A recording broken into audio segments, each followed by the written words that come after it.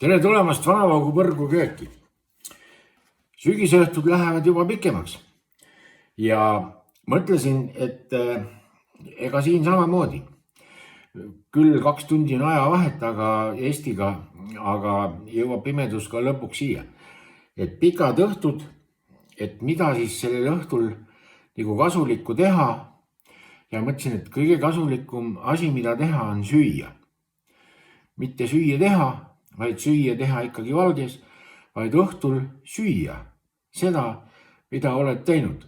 Ja täna mõtlesin, et ma teen teile sellist asja ja näitan ühte teist võimalust. Tänase päeva teema ongi teine võimalus. Esimene võimalus, ma vist näitasin ja rääkisin, kui keedad sellised lihatükid ära ja tugevas soolvees sinna paned igasuguseid maitseaineid, kõike, mis sul kodus on, kuni vaivapuhastusvahendini välja. Aga täna teen seda asja teistmoodi, et need head mahlad siit liha seest, maitsvad mahlad kaduma ei läheks. Siis ma teen need lihad toidukile sees. Sellest peaks saama, ütleme niimoodi, peaks saama üks korralik võileivaliha. Ja need lihatükid on mul nüüd soolatud. Mis tükid need on? Need on sisefilee, ossi sisefilee tükid, sellised paraja suurusega. Siin on mul 3 fileed, nad on lõigatud tükkideks. See väike tükk, selle ma söön niisama, seda ma ei hakkagi siin keetma. Ja asi seisneb selles, et tuleb asja hästi lihtsaks teha.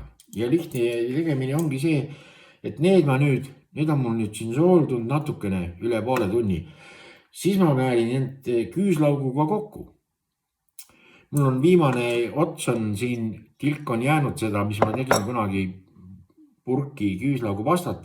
See on nüüd üle mitme kuu on nüüd see viimane ots. Nii et see peab täitsa paika, et külmkapis seisab mitu kuud see, kui sa selle küüslaugu pasta endale teed. Ja seda on hea mugav kasutada, ei ole need küüslaugu künte koorimist ega hakkimist ega muud jama. Nii et praegu ma segan siis küüslaugu ja need asjad kokku. Siis ma näitan sulle edasi, mis hakkab toimuma. Nii, ja toimuma hakkab see, et siia küüslaugu pastasse ma panen natuke õli juurde. Ühe tilga. Õlitilguta ja olen ma ka kõva. Siis ma segan need paremini, ta on nagu natukene siin tükis. Segan selle asja, et saab selline mõnus pasta. Selle nüüd panen siia lihale peale, vaata. Kui lihal on peal, siis siit gaasist enam kuskile välja ei pääse. Siis panen kinda kätte ja alustan masseerimist. Kõik need tükid ma masseerin selle küüslauguga nüüd sisse. Vaata, see on eriti tähtis töö. Aga vaata, mina nüüd ei kujuta ette need inimesed, kes küüslaugu ei armasta. Siis kisub natuke jamaks. Sellepärast, et küüslauk on esiteks, ta on neil ka mõjub nagu konservant. Vaata, ta ei lase sul siia neid ussikesi sisse tulla. Ega ussikesed muidugi paha ei tee. Sellepärast, et need ju kergitavad seda lihas massi. Ja nii, vaata. Olemas. Nüüd on niisugune lugu. Selle kinda, see läheb ära. Selle tõstan nüüd kõrvale. Siin on mul nüüd üks sügav selline taldrik kauss. Siia läheb nüüd esiteks, kõigepealt läheb siia, tead mis läheb? Kõigepealt läheb magus paprika ehk suitsupaprika. Seda ja võtan mõõduks, mul on siin 3 seda vile. Võtan mõõduks 1 supilusika täie. Mul on silm nii hea, et mul ei ole vaja siin. Nii, see on 1 supilusika täis, see on pandud. Nüüd on terav paprika. See on hästi terav. Seda läheb pool supilusika täit. need on kõik säilitajad. Siis on koriander, jahvatatud koriander. Seda läheb ka niimoodi supilusika täis. All right. Hmeeli-süneeli, väga vajalik. See sobib hästi paljude asjadega. Noh, välja arvatud muidugi toitudega sobib. Muude asjadega ta eriti ei sobi. Nii, hmeeli-süneeli. Siis on Itaalia ürdid. Paneme seda ka niimoodi ohtamalt. Okei. Sool on pandud ja suhkur soola ma panin selle 3 peale 2 supilusikatäit. Ei, 2 supilusikatäit soola ja 1 supilusikatäie kuhjaga suhkrut. Ja see on nüüd must pipar. Kena. Nüüd on kõik pandud. Seda õli mul vist vaja rahvu rohkem ei ole. Ei ole. Nüüd selle asja siin, selle mellu segan kõik segamini.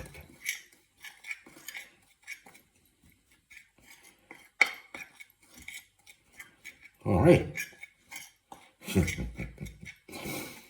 Nii. See peaks olema nüüd hea ja tugev.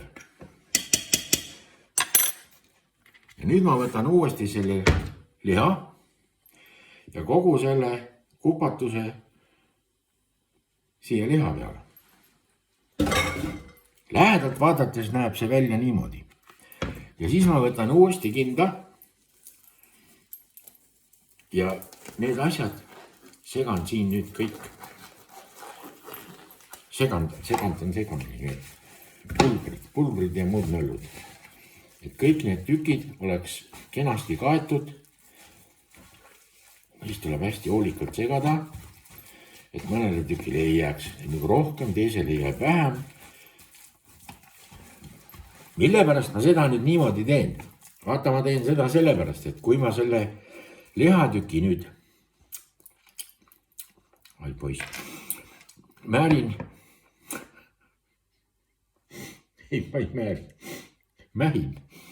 toidukile sisse, siis tekivad mul sellised nagu väiksed vorstikesed, otsad tuleb hästi kõvasti kinni panna.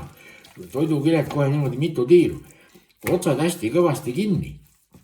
Ja siis lähevad potti keema.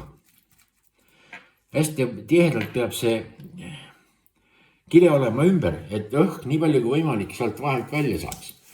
Ja see asi ongi selles, et kõik need maitseained, siis see lihamahl, see kõik jääb sinna kile sisse. Ja tänu sellele tulevad need lihatükid hästi mahlased. Nii, okei. Vaata, nüüd on niimoodi. Nüüd ma võtan siit toidukile. Siin need asjad on ees. Nii, mõned asjad eest ära siit. Kus teil nii palju? Nii, võtame suure, päris paraja tüki toidukilet. Okei.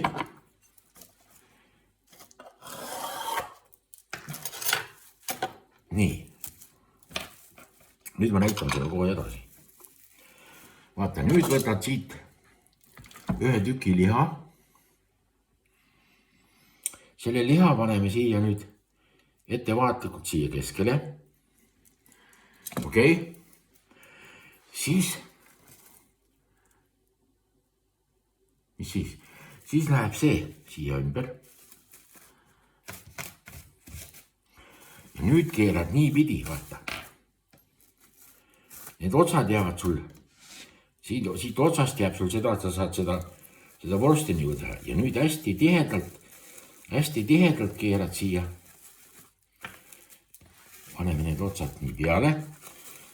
Selle vorsti osa tegelikult läheb järgmisse kilesse.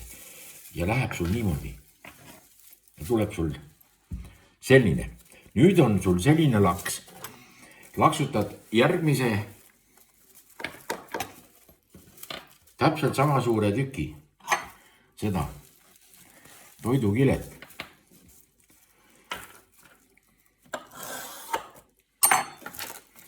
Okei. Ja vaata, nüüd on sul, sai niipidi, nüüd paned niipidi. kõva pooltevahetaja olen. Nii, ja nüüd täpselt samamoodi pressid hästi tihedalt selle välja, siis võtad need otsad, keerad nagu kommi niimoodi, teise otsa ka. Ja siis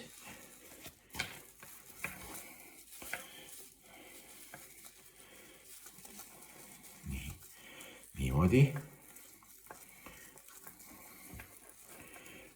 On näha, jah? Vaata hästi, hoolega. Sest sul tuleb seda vaja. Siis sul jääb selline nagu nöör. Ja selle tõmbad nüüd, siia tõmbad sõlme sisse. Vaata. Hops. Ja hästi tihedalt siia otsa kinni. Nii. Ja teisega täpselt samamoodi.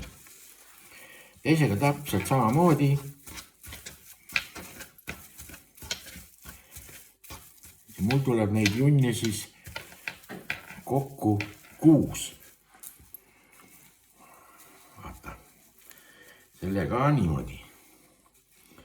Siit läbi.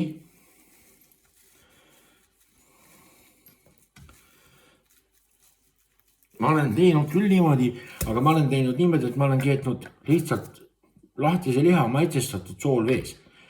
Ja pärast võtan selle liha välja ja siis määrin kokku selle keedetud liha, määrin kokku nende maitseainetega ja siis kas panen toidukilesse või panen pergamendi paberisse.